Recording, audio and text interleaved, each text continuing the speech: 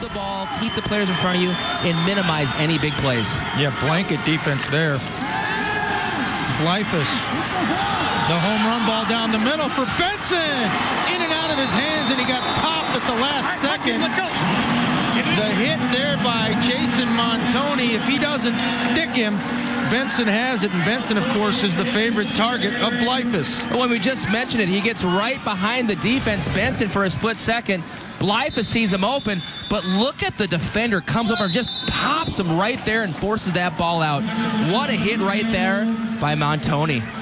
Yeah, and great read on the ball. Look at that, Eric. Great play. And not only that, Justin, but a proper hit technique-wise in this day and age where we are so sensitive to helmet and concussions. That was technically sound. Absolutely. Great play and clean football right there. And, I think anyone would be shaken up right there, right? You can see Benson's getting up a little gingerly right there. He's probably hasn't been popped like that most of the season. At 6'6" and the speed he has an easy time getting back outside that secondary, but took a big hit right there. And hopefully Bryce Benson just momentarily dinged, and that rib area gets exposed, especially when you're a target like he is. And he's momentarily shaken up, but now will come off the field. Yeah, Grand Meadow, they need him in this game. He's a big-time target. 6'6", Eric. I'm throwing up there 3. Great play right there by the defender. 3rd down and 10. In the gun is Blyfus. They need a conversion here. Blyfus rolling right. There's Jacobson, but it looked like he may have short-hopped him. They're calling it a catch. And that's a break for Grand Meadow. So they're going to be now, it looks like 4th and maybe half a yard. Did he catch it, Justin? Hands are underneath, Eric. You got it. It's a tight one. No replay in 9-man football. No challenge flag being thrown by either coach because you can't do it. 4th and 1, and they hurry up to the line of scrimmage. Illegal substitution right there. They had to call a timeout. And that's the 4th penalty. Have to come away with points. Bryce Benson has 12 touchdown catches on the year. Got Jacobson up top. They move him out into the slot. The pump fake. Now over the middle, and we may see a flag, and yes, we will. He wanted Colin Jacobson, and he was grabbed, and that was an easy call, and that will move it up for the Superlarks.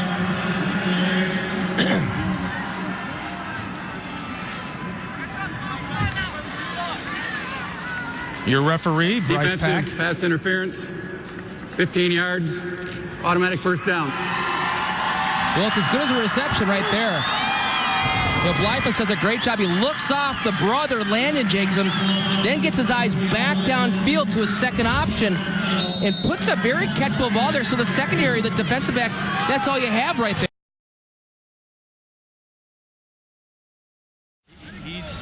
He's the real deal, Keene Turner. And we will see the punter. Olsen kicks it away, a short kick. And he takes a pretty good bounce, and I think he may have touched it. Let's see. Did Montoni touch it? He did. And that is a break for Grand Meadow. Wow, they're going to have it at the 20-yard line. Justin, and that's exactly what the Superlarks need. And Isaac Tangen is the man who fell on the rock. Montoni, a gambler. Look at this. You're supposed to walk away. He wants to make a play, and boy, that ball bounces funny sometimes. And then Tangen, just Johnny on the spot. Watch him go after that. Look at that. Goes after the football and just cradles that thing as hard as he can. And tough call with the officials. In a lot of 3rd downs, they just haven't been able to get them off the field.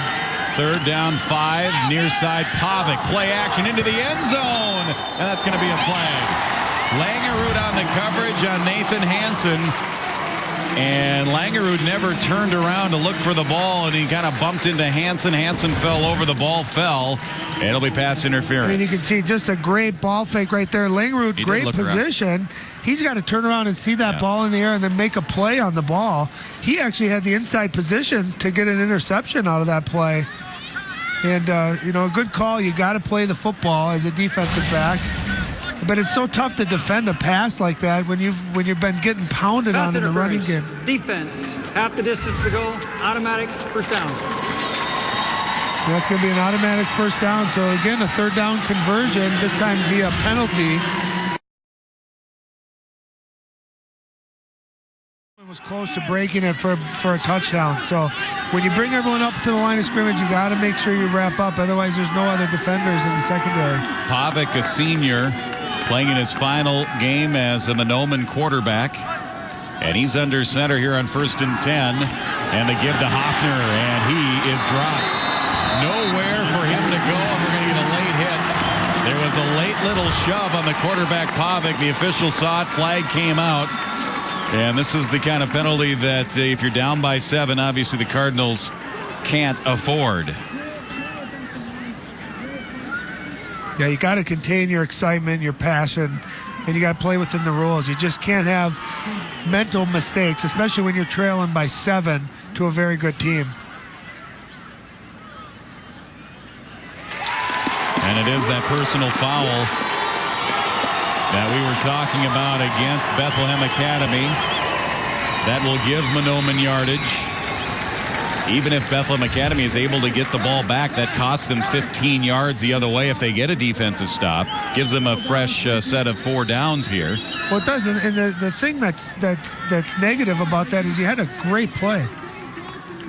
Personal foul, unnecessary roughness, defense, 15-yard penalty. Adamczak leads the Rebel offense. That was a 51-yard punt for Levi Schmitz. 1st and 10 from their 6-yard line out of that double wing. And they did just get out of the end zone. That's Michael Pender. A pretty good 1-2 running back combo. Pender and Disterhop. But there is Pitts who comes through to make the tackle in this Caledonia defense that doesn't give up many points. Yeah, look at that penetration by the front 4 from Caledonia. Big opportunity. You need some hang time, and you need those gunners to run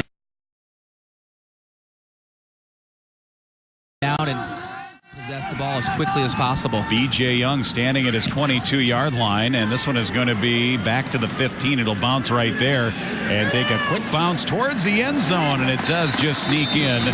It'll be a 20-yard line start here for the Rebels, but there is a flag down. All the way back at the 9-yard line.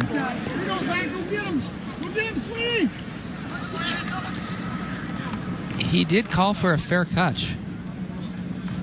Well, I knew if he made a fair catch, he can't do that. And it went over his head, then bounced into the end zone. Chop block. Rebels. That'll move them half the distance to the goal. They'll be at the 10-yard line. And they, of course, started inside their 5 at one point, and on their opening possession, they were inside the 1-yard line. And that set up the good field position where Caledonia scored on their second possession. Rides it a little bit on the inside of that wide receiver to make sure he doesn't let him go. Great, again, textbook cornerback coverage right there. 3rd and 11, 10 seconds left. Could be the final play of this first half. Varney, good protection. He's had that all day long. Deep near side, deflected, and still alive, and eventually caught by Pitts. 2 Rebels touched it. And they're going to say incomplete. It wouldn't matter. Yeah. They're going to say it was complete at the 14-yard line, but it took too much time. 2 Rebels touched it. B.J. Young was the last one. It was like hot potato, and eventually it cooled down enough. That's the end of the half. Pad the stats a little bit there for that Caledonia passing game. And Pitts made the catch. Let's take a look at that half-ending play. Well, it started to remind me of shades of Titino Grace a couple years ago. Or Vikings-Packers. He did what? Wow. Pitts. Look at that. Pitts, smart player, just keeps running downfield, and that ball stays alive, and he goes up and pulls it down. Lucky for Moose Lake Willow River, he doesn't keep his feet. No. Leah B. Olson is the third member of our broadcast crew. Let's go down to Leah. Coach. And put it into the hands of Disterhop. Take him at that wing back in that quick motion and let him have the football. They have Caston kind of leaning towards the side of the formation. It will be Adamczak to throw downfield near side. It's caught! Coyle near sideline. Races on. Varney won't catch him. Touchdown Rebels. 83 yards. Isaac Coyle and Adamczak had struggled through the air up to that point. Big play Rebels. Play action pass off of that inside trap play. The play that they had so much success with on the last series. It draws those defenders up and then puts a bullet right where it needs to be. What a great play through the air for Moose Lake Willow River. Senior tight end Isaac Coyle, 10 receptions coming in, his third touchdown. And look at the reaction of senior quarterback Tony Adamczak. He knows that 40 will kick it deep. Here we go. And caught over his head. Disterhop. 20 near side. Good coverage again by Caledonia. Their coverage is so good, might as well kick it deep and play that field position game. There is a flag down. And also a Rebel down as well on special teams. And the penalty looks like it's against Moose Lake Willow River. And plus they have one of their key guys down on the field. Start field goal, which means, they pick up roughly 10 more yards here. They're in field goal range. Varney, keeper, turns the corner, first down, and he finds a seam. And they're definitely in his field goal range now, inside the 20. So, boy, that would be a big challenge for Rochester to copy that scheme. Pagel on 3rd and 4. Set to throw. Has some time. Has a man. It's juggled and then caught at the 35 to the 30. Cutting back inside to the 15, 10, and then caught from behind at the 5-yard line. Rambling is... Tweet made the tackle, but rambling down was Capron to the inside the 5 to the 4-yard line. It'll be 1st and goal for Rochester Lord. We don't expect Corbin to see a lot of passing in this game, but, if the guys are going to be open, especially in the flats like that time, you Sam Muhlenbein coming down the field there, allowing that outside run to happen there by David Franta, and so that's another thing to kind of keep an eye on is what kind of stunts we're going to see up front. Shotgun again. Zierke to Plocker, shakes off one tackle, spins. He's wrapped up on the play. Beniak would not let him go. Another short gain on the play as both coaches seem to have opened up the offense a little bit, trying to make something happen. A scoreless first half so far. 9 minutes remaining in our second quarter of play, the 3A title game. When you look at both quarterbacks, they're both good-sized kids, athletic kids, and they both have, great. Goes wide left because, Kane is one of their top players on defense. The extra point will not be good. So 13-7 is our score with 15 seconds remaining in the first half. An 80-yard drive that took 9 plays, 2.5 minutes, ends up with a 7-yard touchdown pass from Zierke to Darrington. Where was the kick? Some question down on the Blue Earth area sideline as to whether or not that kick was good or not. Critical points. What, we saw one blocked earlier. Boy, that was close.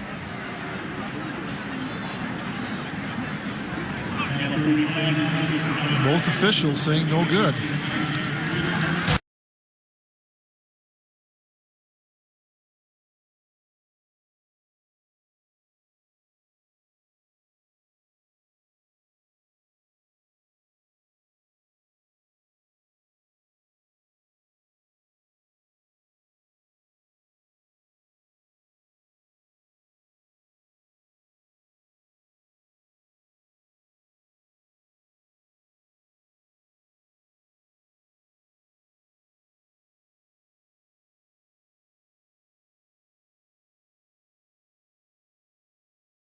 Politano. Roll the pocket. Looking for the deep man. That's Bloomquist for the touchdown. Mason Bloomquist with a spectacular adjustment with the ball in the air. He beat Jam for the touchdown. Well, you said it off the top, Corbin, that Shock has great touch on those 25 to 30-yard passes, and here's a prime example. You know, he had an option underneath, but he decided to go deep. And boy, I can't tell you what a great catch that was. Mason Bloomquist over your shoulder, looking behind you, up into the lights. Now he's got to look up in the lights of this dome to find that ball. I've seen outstanding Coach Ferguson is. Ball fake to Fleming. The Panther hit. Ball's loose. It's going to be scooped up. The big launching man towards the end zone. He's down at the 1. And I believe that's the big man Spencer Sorensen, all 320 pounds. I'll tell you what, that. When you see Spencer, I'll tell you, if we get a shot of his eyeballs when he sees that ball on the ground, it's like a big old turkey laying there. And he wanted to score a touchdown so bad on this. But boy, what great pressure from the backside causing the fumble. There he is, scoop and score. He's just inches away. He's lucky this is the last game, because if he had to watch film, he would hear it from his teammates. Oh, man, he would get... Playing football, they're pretty simple, pretty straightforward. They're going to try to knock you off the ball and take advantage of their size and speed. 4 receivers out, 2 on a side. Creighton. Boy, they're covered up. Now he sees one man just shy of the first down marker. He's very patient.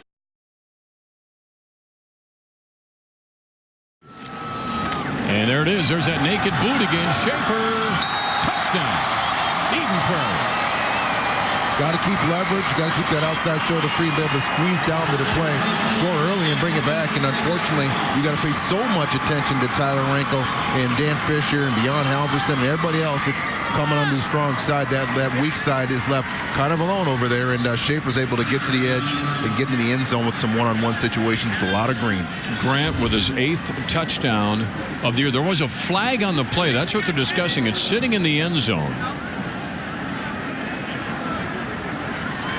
And a discussion taking place here as to what the call is. We're trying to read lips here, Daryl. I'm having a little success at it, so I guess we won't speculate. They're picking up the flag. Oh, it's on Sportsman? Is that what I'm hearing? Yeah. Here we go.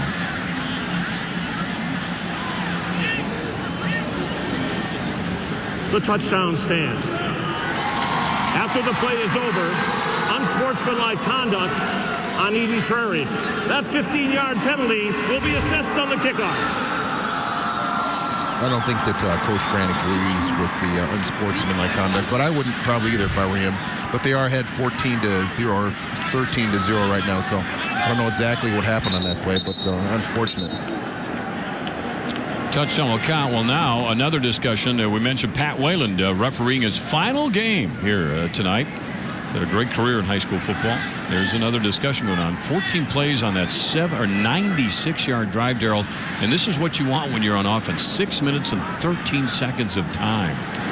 All rushing. Yeah, that's what you want to do. And they have the most important piece of your statistic right there, 94 yards. To the enforcement on that penalty, because it occurred during a dead ball, it cannot be enforced on the kickoff. The 15-yard penalty will be enforced on the extra point. Boy, how about that? They caught that in the nick of time. Huh? Good officiating. For EP. And Brian Boston doing a really good point. He said, get your pad level down. Don't let him get underneath your pads and drive you back. And that's what's struggling so far, Lakeville North. Look at this little double reverse. Is there room to run it? There is. Touchdown. Eden Prairie, Jacob Woodring. Woodring wanted it. Woodring wanted it. End of that run, he said, you know what? One-on-one, I'm getting in the end zone, and I'm going to see if I can carry Kylan Newell with me. And he does. Puts that shoulder pad down, drives him into the end zone, picks up the 3rd touchdown for Eden Prairie off a little double reverse play here. Man, he did. He was determined just getting in there. We told you Mike Grant's got a little bag of tricks back there. Yeah, low man wins every time.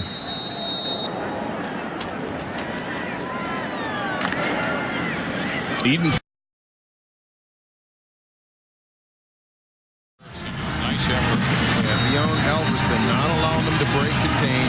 Doesn't let Creighton get to the outside. Well, now you got a 4th down at about 5. And I'm not sure what's going on there. If they stop the play or. I think it's just, yeah, it's going to be Eden Prairie football. Tanner Jacobus. Seems like to be a flag or something.